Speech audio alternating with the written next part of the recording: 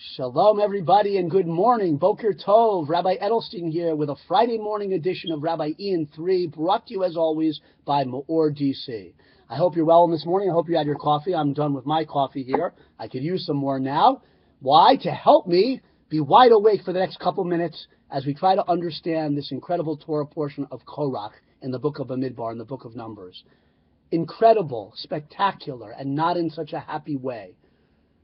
We learn from this Torah portion, let's keep in mind what we're all about here, the corrosive, deadly effect of jealousy, of kina in the human heart. It can destroy a person or take them out of the world, to use the phrase our rabbis use about the horrible trait of jealousy.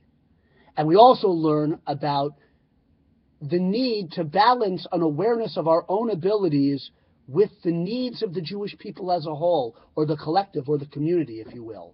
Who is Korach? A tremendously talented, charismatic, brilliant, and wealthy individual. And the first cousin of Moses and Aaron, which means he was a Levite. And the Levite tribe had already been chosen by Hashem for great responsibility, helping out in the tabernacle. So he was already, Korach, a leader, a person of greatness among the Jewish people, but he wanted something more. He craved something more. And he decided to stage a rebellion against Moshe and Aaron, and he gathered together others who also had ambitions for something more. And they approached Moshe and Aaron and they said, "It's too much for you.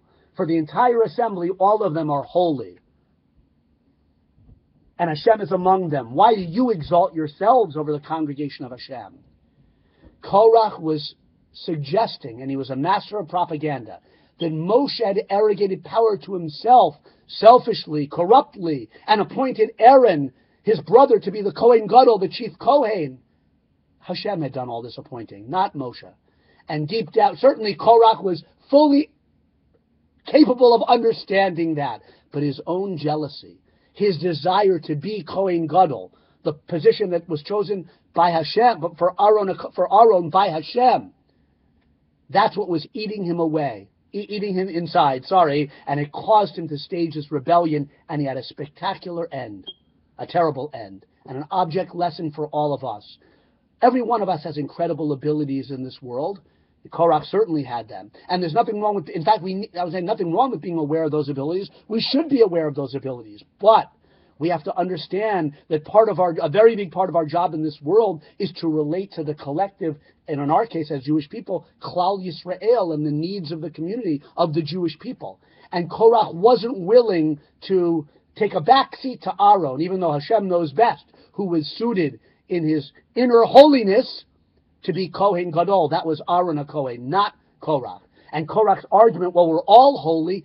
That's true. The Jewish people collectively are an Am Kadosh, but there's an individual aspect of holiness that only Hashem can judge. We're not all equal in that sense. And that's a hard lesson for us sometimes, but we have to understand in life that we do the best we can, but there are certain things, whether it's Hashem appointing Aaron as Kohen, or even not getting a job you wanted, or some other situation you wanted. I know it's not quite as clear-cut, perhaps in those days with Hashem talking, it was quite more clear, but the same idea applies.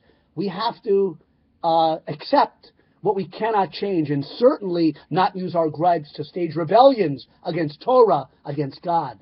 Have a wonderful Shabbos.